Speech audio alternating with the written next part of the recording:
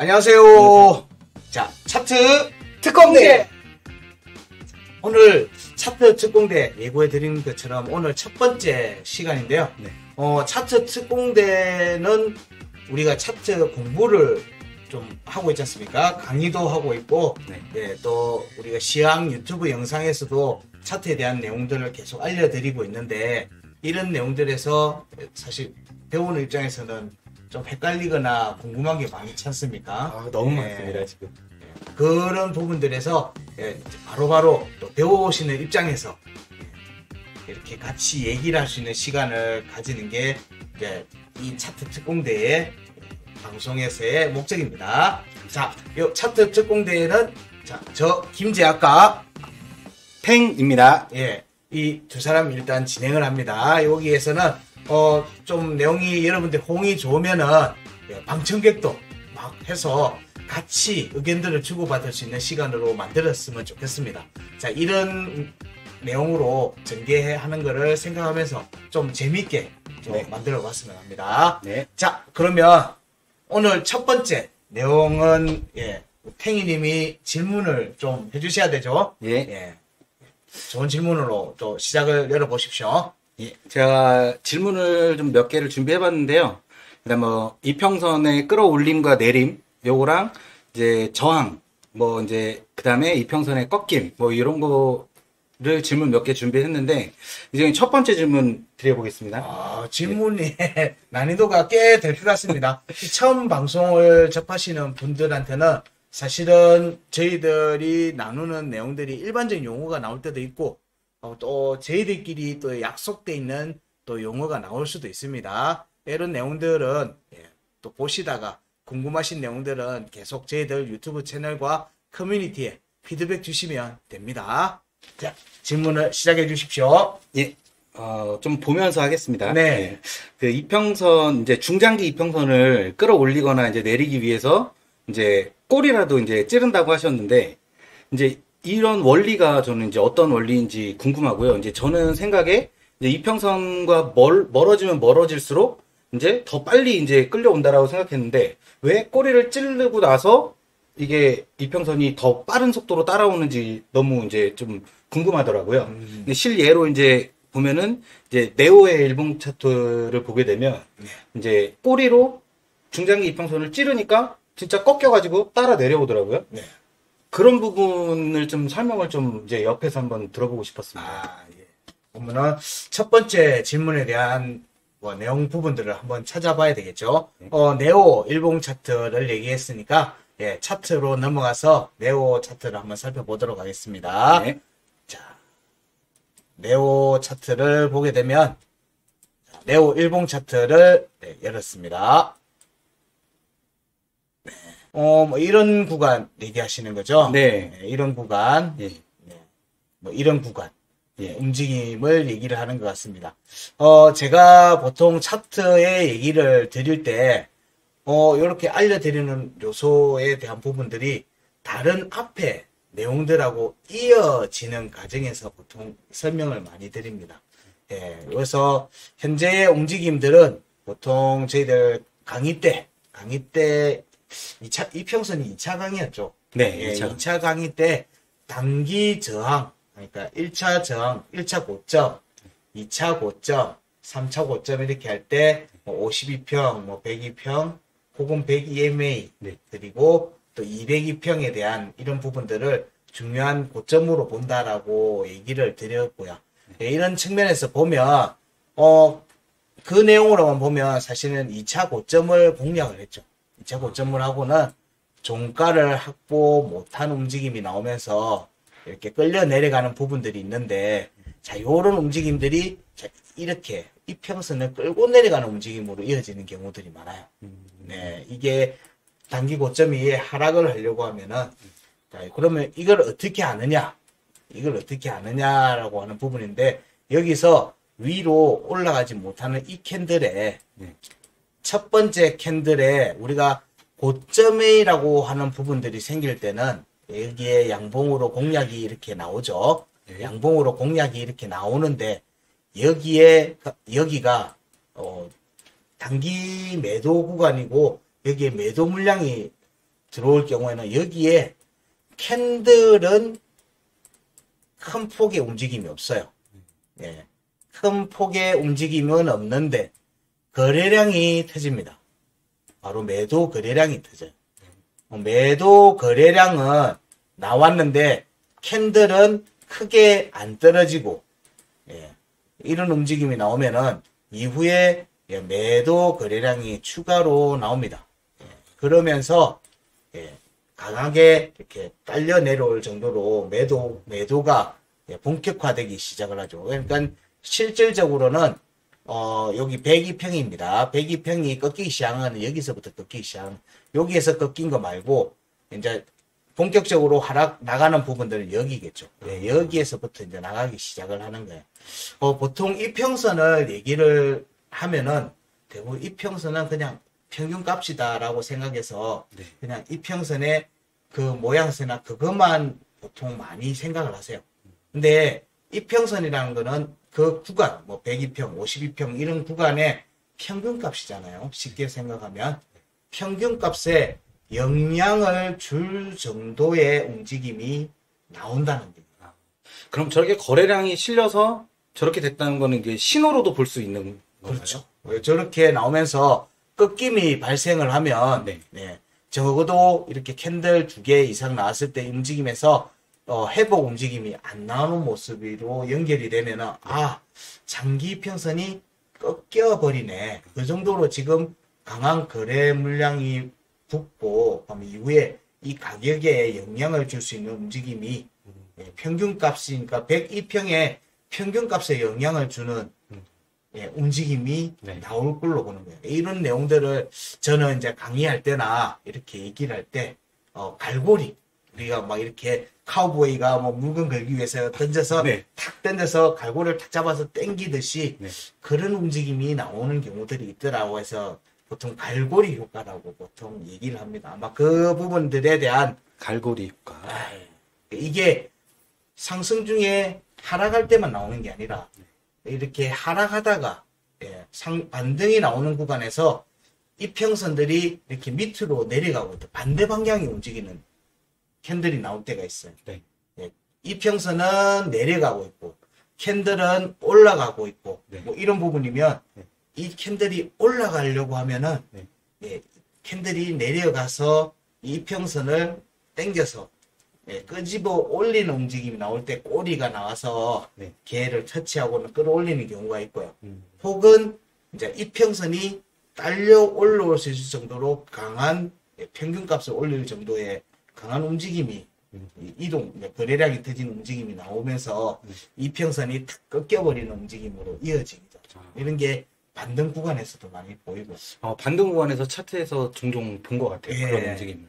그런 부분들이 움직임이 나왔을 때는 이게 이평선이 꺾일 정도로 뭔가 이 포인트에서는 네. 강한 매도가 일어났네. 거기에 거래량이 크게 이제 매수든 매도든 거래량이 크게 나오면 얘는 그쪽으로 갈 개연성을 좀 더 염두에 두고 보자. 네. 그렇게 정도로 설명할 수 있을 것 같아요. 감사합니다. 예, 뭐 어느 정도 약간 이해가 되셨습니까? 네. 물론 이렇게 얘기한다고 절대 다 뭐 이해되고 하지는 않을 거라는 거 압니다. 예, 결국에는 질문하고 이렇게 하는 시간들이 누적이 되고 계속 비슷한 질문인데 다른 상황에서 놓였을 때마다 또 질문들이 나오면은 그런 질문들에 대해서 저희들이 계속 저가 이렇게 아이머니에서 계속 답변을 드리려고 하는 거예요. 그러면서 익숙해지면 실력이 올라가실 겁니다. 감사합니다. 예, 첫 번째 질문은 그러면 클리어된 겁니까? 네, 감사합니다. 아이고, 감사합니다. 네. 그러면 두 번째 질문이 또 있습니까? 네, 두 번째 질문 하겠습니다. 그 저항에 대한 질문인데요. 저항이요? 이제, 예. 아, 예. 이제 어떤 값이나 이제 이평선을 이제 하방 이탈을 하고 나서 이제 첫 번째 공략 과정에서 이제 양봉 꼬리나 음봉 꼬리로만 이렇게 찌른 경우에도 그게 첫 번째 저항이 잡혔다라고 할 수 있는가? 너무 애매하더라고요. 그러니까 이게 하방 이탈하고 바로 다음 봉 양봉 꼬리로 찌를 때도 있고, 그럼 이게 저항이 잡힌 건가? 저항이 안 잡힌 건가? 이런 것도 너무 궁금하고, 이 음봉 꼬리로 찔렀을 때 또한 이것도 저항인 건지 아닌 건지, 꼬리로만 딱 찔렀을 때도 저항인 건지 아닌 건지 이게 많이 애매하더라고요. 이것도 제가 차트를 한번 봐봤는데요. 아, 그래요? 예. 잠시만요. 네. 비트 23년 5월 10일경에 5월 차트를 10일경? 네. 아, 이때 움직임? 네. 이제 여기서 52평을 하방 이탈을 하고 나서 꼬리로 찌름이 나왔어요. 근데 이거를 저항이 잡혔다고 해야 되는 건지 아닌 건지 말씀하시는 거죠? 예. 네. 이게 좀 궁금하더라고요. 아, 예. 이거는, 상당히 난해한 질문입니다. 왜냐하면 저 구간에서 저도 비슷한 내용들을 시황 방송할 때 언급을 했었던 기억이 있습니다. 네. 왜냐하면 보통은 저희들끼리 정한 약속에 의하면 가장 작은 파동을 네. 양봉, 음봉을 한 세트로 하는 움직임을 파동을 하고 얘기를 네. 합니다. 그러니까 한 예로 이렇게 될 수 있겠죠. 이게 한 파동이 되는 거죠. 네. 이게 한 파동이 될 수 있고, 이 전체적으로 보면 이런 파동이 나올 수가 있겠지만, 제일 작은 단위의 파동은 이렇게 양봉, 음봉, 캔들 하나씩, 네. 이 최소의 파동이라고 봅니다. 그러면은 여기에서 보게 되면 앞에서 질문한 그 부분과 아까 첫 번째 질문하고도 사실 비슷한 내용이에요. 52평 위로 올라왔다가 52평을 하방 이탈하는 움직임이 나오면서 요 움직임에서 52평이 살각이 이렇게 수평으로 바뀌게 됩니다. 뭔가 영향을 주는 움직임이 지금 나오고 있는 것 같다는 정도는 네. 눈치를 채고 보고 있는 겁니다. 아, 네. 그런 움직임에서 여기에 꼬리가 나왔어요. 꼬리가 나오면 사방 이탈하고 난 뒤에 꼬리가 나오면서 여기가 양봉으로 마감이 됐으면 명확하게 볼 수 있을 거예요. 아, 명확하게 얘는 저항으로 동작을 한 것 같다. 네. 예, 저항으로 동작했고 얘는 양봉, 음봉이 연결이 될 수 있으니까 파동이 하나 만들어진 거예요. 제일 작은 파동이지만 만들면서 내려갔네 라고 해석을 해볼 수 있어요. 네. 그러면 이 자리는 이후에 저항으로서 역할을 할 거라는 거죠. 52평에 대해서 터치를 한 거니까 이 52평에 대해서 첫 번째 장이 잡혔으니까 두 번째 장을 확인하는 움직임, 그리고 세 번째 이후에는 돌파 움직임으로 이어질 거를 얘기를 할 수가 있겠죠. 우리가 예상해 볼 수 있는 겁니다. 지지는 어디가 될지언정 위에 고점을 두들기는 움직임에서는 세 번째, 두 번째는 저항, 세 번째는 공략, 돌파와 공략으로 이어질 거를 염두에 두고 볼 수 있는데, 여기가 음봉으로 됐으니까 이게 굉장히 애매했던 거예요. 저도 똑같이 이 부분에 애매하게 생각했던 거예요. 이런 경우에는, 원칙은, 양봉이 아니었으니까, 네. 얘는 아닐 거다. 네. 로 보는 거예요. 원칙은 원칙. 우리 항상 기준이라고 저희가 막 강의도 하고 방송에서 막 얘기할 때 기준이라고 하는 용어를 쓰는데, 네. 기준은 바뀌고 너무 복잡한 거는 기준으로 잡기 상당히 힘들죠. 네. 그래서 그냥 심플한 기준을 갖다 대는 거예요. 양봉과 음봉이 나와야지 한 파동이 되고, 이 한 파동, 최소의 파동이 나와서 어떤 지점을 공략했으면 그 지점이 저항이 됐든 지지가 됐든 움직임이 이제 확정된다라고 보는 거예요. 네. 자, 여기에서 보면, 근데 여기가 원래 원칙으로 볼 때는, 여기는 저항의 역할로 하지 않는다라고 하는 거예요. 네. 왜냐면 파동이 아니었으니까. 네. 근데 여기에서는 저도 애매한 부분들이 있으니까 이거는 저항의 가능성을 염두에 두고 보는 거예요. 첫 번째 저항이면은 두 번째 저항 52평에 대한 터치가 나올 때 돌파로 이어졌으면 사실상 여기는 저항이 아니었던 게 되는 거고요. 여기가 저항이 잡히면은 여기도 저항이 됐을 수도 있겠네 라고 하면 이후의 움직임, 세 번째 움직임은 돌파를 갈 수도 있는 거죠. 자, 이 내용들이 사실 시황 방송에서는 돌파 쪽에다가 제가 얘기를 계속 드렸어요.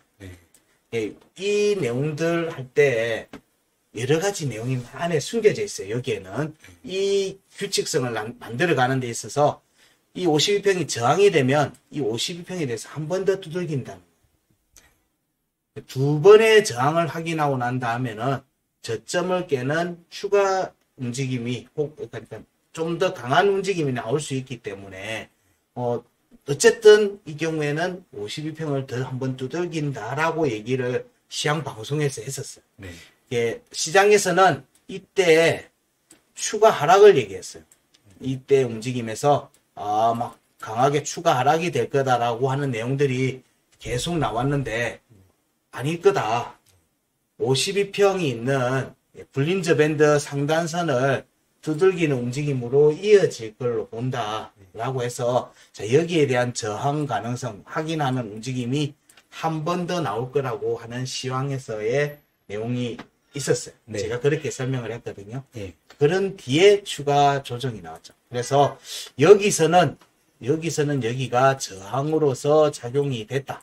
네. 저항으로 작용이 됐는데 우리가 보는 기준에서는 보통 체크할 때는 일단 양봉과 음봉 이거를 최소한의 파동으로 본다는 거를 서로 약속했고 이 파동이 나온 게 저항을 혹은 지지를 확인하는 제일 작은 단위다. 그렇게 정도 얘기 드릴 수 있을 것 같아요. 네. 감사합니다. 네. 복잡하죠? 어렵나요? 네. 어렵습니다. 예. 방청객분, 어렵나요? 네, 어렵습니다. 예. 좀 더 쉽게 설명할 방법들을 계속 고민해 보겠습니다. 자, 이어서 또 설명을 해주시면 됩니다. 네. 자, 세 번째 질문 드릴게요. 52평선의 꺾임은 단기 추세가 바뀐다라는 걸 이제 의미하신다고 방송에서 이제 말씀을 해주셨는데, 네. 그럼 52평보다 더 무거운 2평, 102평, 네. 뭐 162평, 네. 그런 선의 꺾임은 더 추세를 바뀌는 거를 더 신뢰할 수 있는 건가요? 아주 핵심을 찌르는 질문입니다. 그래 갑자기 찌르러 들어오면 어떻게? 자, 이 이평선에 관련된 내용들에서 볼 때 우리가 52평은 추세선의 역할을 하는 걸로 항상 얘기합니다. 그리고 202평은 그 추세, 좀 장기 추세에서의 움직임을 볼 때 202평을 많이 봐요. 그러면 이 추세선을 지키든 깨든 간에 보통 우리가 아는 것처럼 한 방에 돌파를 하지 않으면 한 번, 두 번 뒤에 꺾이죠. 네. 예. 그리고 202평도 마찬가지 움직임이 또 나옵니다. 자, 그러면 지금 경우에 이렇게 웨이브가 생기죠. 여기 꺾였죠. 예. 예, 우리가 눈으로 봐도 꺾이는 자리는 꺾입니다. 이렇게 딱 이 위에 꼭지가 형성이 되죠. 예. 꺾인다는 거는 예. 이런 꼭지가 형성되는 이게 사실상의 파동이 되겠죠. 파동이 되는 겁니다. 예. 이거는 이제 캔들에서 보는 파동이 아니고 이평선으로 보는 파동인 거죠. 네. 그럼 이평선에 파동이 생길 때는 이런 파동이 형성이 될 때는 캔들의 입장에서는 올라갈 때는 이 이평선 위로 올라가니까 평균값을 맞추기 위해서 올라가고 이렇게 내려오는 과정에서 자, 이런 식의 움직임이 나오면서 자, 이렇게 평균값을 낮추는 움직임이 전개됩니다. 네. 이렇게 전개되어 나가는 움직임이 나오는 게 파동, 이평선의 파동과 캔들의 관계 같은 거예요. 왜냐하면 우리는 이평선을 평균값으로 얘기를 합니다. 예. 평균값을 기초해서 캔들은 아래 위로 움직입니다. 심지어 이것조차도 한 번, 두 번, 세 번 만에 움직여요. 이런 내용들이 사실은 시스템 트레이딩 하는 데 있어서 굉장히 중요하게 보는 관찰적 포인트이기도 해요. 이건 조금 어렵죠. 이런 내용들은 나중에 심화도 듣고 좀 더 많이 듣고 이제 차트에 대해서 아시게 되면 그런 소프트 프로그램들이 있어요. 예, 이렇게 시장에서 마켓 메이킹을 하든지 혹은 시장에 영향을 주는 이렇게 거래량 일으키는 봇들에서 어떤 동작이 나오는지도 살펴볼 수 있는 게 있어요. 예, 이런 부분들은 다 그런 것도 프로그램으로 이렇게 이평선에 맞춰서 개발하는 거기 때문에 자, 여기에서 아마 52평이 이렇게 꺾이고 나면은 이 52평을 다시 꺾는 과정이 이렇게 나오는 거예요. 네. 그래서 차트는 무한정 떨어지지 않고요. 무한정 올라가지 않는 거예요. 이런 부분에서 중요하게 파동이 52평의 파동이 형성이 됐죠. 예. 파동이 형성이 됐어요. 그러면 102평이 그러면 파동이 그러면 형성됐냐면 102평은 여기 살짝 꺾였는데 아직 명확하게 꺾여서 내려간 느낌으로 이렇게 확 꺾이진 않은 모습이에요. 저기서 행보의 모습을 보이고 있죠. 여기서 이제 위로 올라갈지 아래로 내려갈지가 이제 정해지면 내려간다 치면 뭐 102평에서 내려온 만큼 평균값이 될 거니까. 102평이 평균의 역할을 하기 때문에 102평 위에서 내려온 만큼 이게 되돌림의 움직임이 또 나와요. 그러면서 102평이 그러면 되돌림만큼만 내려오면 102평은 그대로 있겠죠. 평균값이 영향이 없으니까. 그러면 얘를 더 내리겠죠. 그러면 파동이 102평도 이렇게 아래로 머리를 확 숙여버리는 움직임이 나오는 거예요. 그러면 여기서 지금 비트코인의 일봉 차트 건데 102평이 깨져서 내려오는 상황이 되면 102평만큼 내려오는 것보다 더 내려올 수가 있게 되는 거예요. 그러면 파동이 꺾이면 이런 식이 되는 거예요.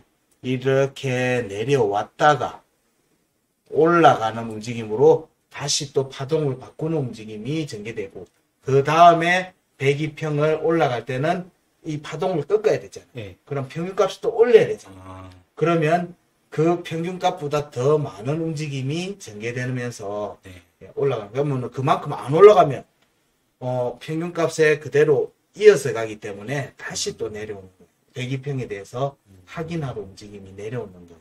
이런 움직임이 차트상에서 나오는 거예요. 그래서 장기선이 꺾이게 되면 이런 식의 움직임이 나오는 거예요. 단기선에서도 당연히 이런 식으로 움직임이 나옵니다.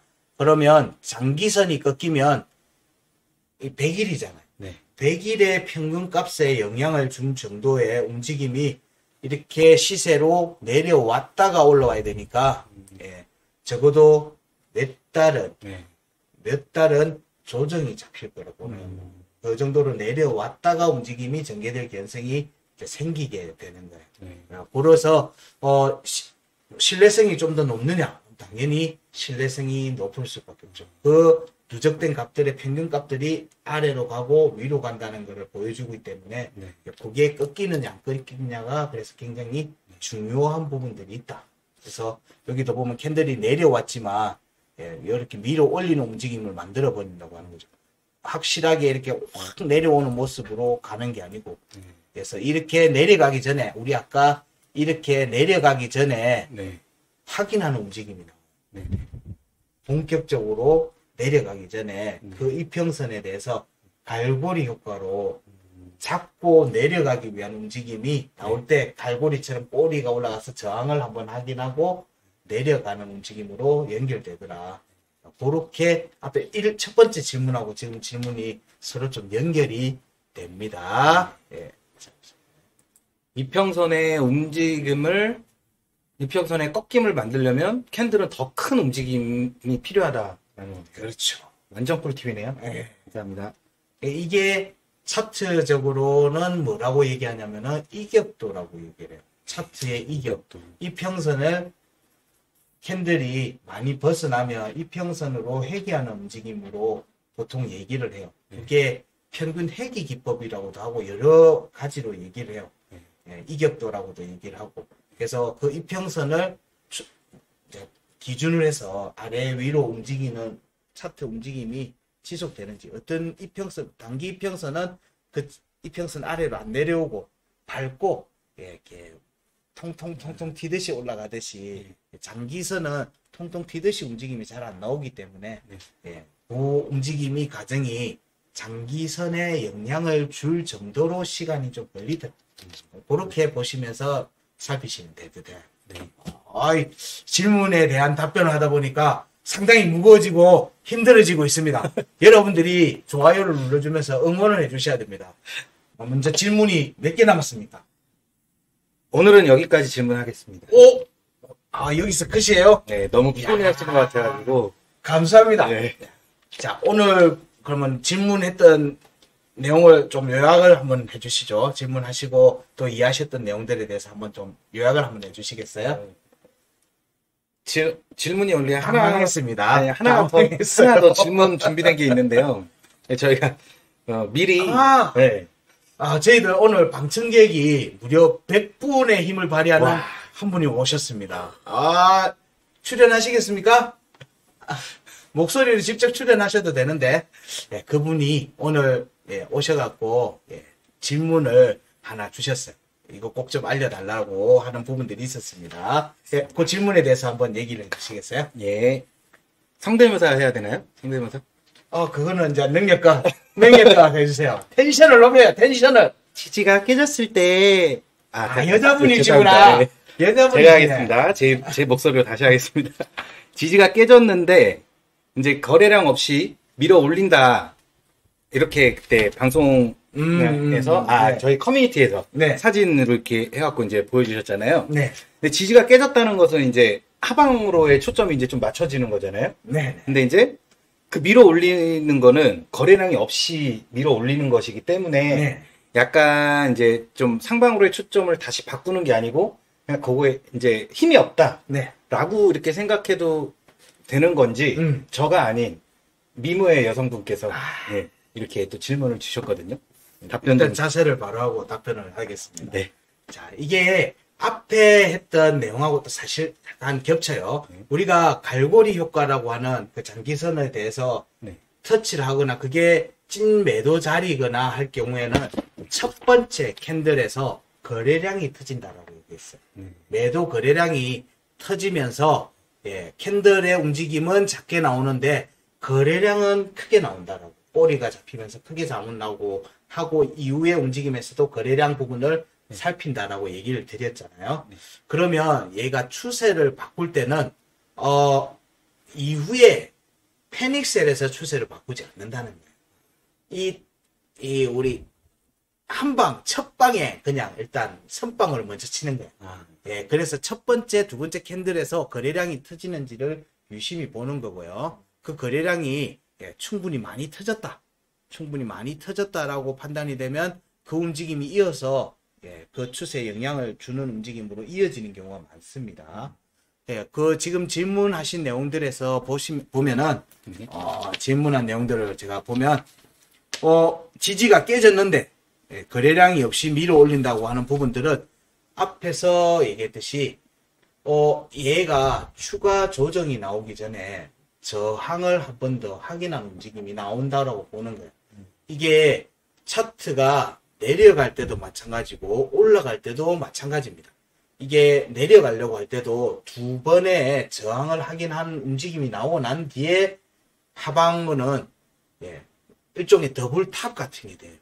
그러면 강한 이 두 번의 저항을 확인하고 나면은 강한 움직임이 나오면서 앞에 반등 저점을 깨고 내려오는 움직임이 이어질 수 있어요. 그 과정에서 저항을 확인할 때 종가를 확보했으면 이후에 반등이 나올 때 반등세가 이어지면서 여기 두 저항을 확인했던 자리를 다시 올 때는 돌파로 이어질 수가 있어요. 근데 꼬리로만 하고 여기가 찐 매도 자리였으면 세 번째도 실패할 개연성이 좀 있겠죠. 돌파 여부를 살펴야 되지만 이런 부분들은 미리 살필 수 있는 거예요. 이 세 번째의 움직임에서 위로 갈지 아래로 갈지를 좀 더 명확하게 살펴볼 수 있는 게 돼요. 그러면 거꾸로 지지 반등 구간에서도 보면 첫 번째 지지 테스트가 나오고 나면은 반등이 나오고 이 반등에 대해서 두 번째 지지 테스트가 나올 때는 이 지지 테스트 이후에는 두 번의 지지 테스트가 이후에는 반대 방향으로 반등이 다시 또 나온다는 거예요. 이 반등은 앞 고점을 깨는 움직임으로 이어질 가능성이 높죠. 이게 더블 바텀이 나왔을 때 우리가 매매 타점을 잡는 거랑 비슷해요. 근데 이 움직임이 있을 때 앞에 종가 지지가 깨진 상황이면은 얘는 올라갔다가 내려올 때는 여기 자리가 깨지는 걸로 보는 거예요. 아까 위에 내용하고 같은 내용이죠. 이 기준은 같기 때문에 이 과정에서 세 번째 위로 올릴 때 추가 하락 쪽으로 보기 때문에 이때에는 거래량들이 많지 않은 거예요. 매도 거래량이 터졌는데도 매수 거래량이 작은 상태에서 그냥 쭉쭉쭉쭉 올리는 이유는 그 저항 포인트를 확인하러 가는 거예요. 네. 그 확인하는 움직임이 확정이 되면 다시 내려오면서 그 지지 라인을 깨면서 내려오는 경우가 많죠. 근데 이게 실제로 차트가 없는 데서 네. 이 움직임이 나오면 판단하기 진짜 힘들어요. 그래서 대부분의 사람들이 팔았다가 손절했다가 올라오면 사고, 그럼 다시 지지 테스트 할 때 또 손절하고, 또 반등할 때 사고. 제 얘기 하는 거예요? 예, 저도 옛날에 그랬어요. 네. 누구나 다 겪는 과정입니다. 이게, 자, 이런 부분들을 알고 보시면, 이게 거래량이 없이 밀어 올리고 있으면은 저항을 확인할 때 힘을 받기 힘들구나. 그럼 이 반등세가 초반에 강한 매수를 받고 올라가는지 여부를 우선적으로 봐야 돼요. 그래서 첫 파동에, 첫 캔들, 두 번째 캔들에서 거래량이 터졌느냐, 거래량이 크게 나왔는지를 주목해서 보셔야 돼요. 이 거래량이 없이 간다? 그러면 불안한 움직임이 되는 거예요. 그러면은 여기에 대한 부분들 아까 질문에서 지지가 깨졌다는 것은 하방으로 보고 있다고. 그러면 하방으로 보고 있는 거고, 이 하방으로 가기 전에 저항을 확인하러 가는 과정이다. 네. 그래서 보통 주식 쪽에서는 그런 얘기를 있어요. 숏을 친다라고 얘기를 해요. 하방 쪽에다가 매도 베팅을 하는 경우들이 있는데, 선물이나 이런 걸, 옵션이나 이런 걸 할 때도 그렇고요. 이런 매매 포지션을 잡을 때, 깨졌다라고 하고 바로 숏을 때리는 경우들이 굉장히 일반적으로 많이 하는 매매 스타일이에요. 네. 그러면 눌림이 나올 때 되지만, 눌림 나오면서 위로 올라오는 경우들이 허다하거든요. 네. 그래서, 그런 정권 쪽이나 이런 데서는 좀 매매를 오래 한 선행, 선배들 같은 경우에는 너가 왜 숏을 들어가냐고, 너가 왜 숏을 그렇게 만들어주냐고. 자, 여기 위로 올라서 저항을 확인하고 확실히 꺾이는 게 보이고 들어가도 안 늦다라고 얘기를 해요. 그래서 너무 좀 빠른 매매를 할 것 같으면 아예 꼬리를 찌르고 올라가는 고점에서 들어가는 게 아니면은 이 움직임이 좀 더 명확한 움직임이 나온 뒤에 뭔가를 액션을 취하는 게 좀 더 승률을 높일 수 있다. 그렇게도 이어서 얘기를 해볼 수 있습니다. 아유, 또 얘기가 너무 길어지네. 잘라! 자, 오늘, 오늘 질문은 다 나왔지 않습니까? 네. 오늘 첫 번째 시간이라서 이거 차트에 대한 설명을 하는 데 있어서 좀 복잡하게 느껴질 수도 있고, 좀 약간 지루하게 느껴질 수도 있는데, 저희들이 진행하는 이렇게 오프라인의 강좌도 있고, 하고, 이렇게 온라인상 유튜브 상에서 진행되고 있는 시황에 대한 내용들을 살피는 과정에서도 제가 충분히 얘기는 드리는데, 부족하다고 생각이 들고 하시면 또 함께 하셔서 배우시면 최대한 쉽게 하려고 하는데 이게 시간이 좀 필요합니다. 그리고 이런 내용들을 이런 온라인상에서 차트 특공대에서 물론 오늘 시작이 차트 특공대가 아닌 것 같아. 차트 구조대가 된 것 같아. 제 위에 있는 사람들 구조하는 차트 구조대가 된 것 같은데, 이 차트 구조대가 나중에는 진짜 차트 특공대가 될 수 있도록 여러분들이 많이 응원해 주셨으면 합니다. 자, 오늘 방송 내용은 여기까지 하고요. 다음에도 여러분들이 응원을 많이 해주시면 2부가 나갈 수 있습니다. 응원을 안 하죠? 그때 된 거야. 자, 오늘은 다른 얘기 오늘 하시고 싶은 얘기. 오늘 직접 와갖고 바로 옆에서 이렇게 질문 이렇게 할 수 있어서 너무 좋았고요. 또 이번 주에 강의 있을 때 1시간 좀 먼저 와도 되나요? 와서 먼저 질문하려고요? 네. 이번 주 강의 저 너무 많이 기다렸는데, 이제 와서 또 이제 그때 또 강의 들으면서 또 질문 또 많이 또 나름대로 많이 준비해갖고 오겠습니다. 네.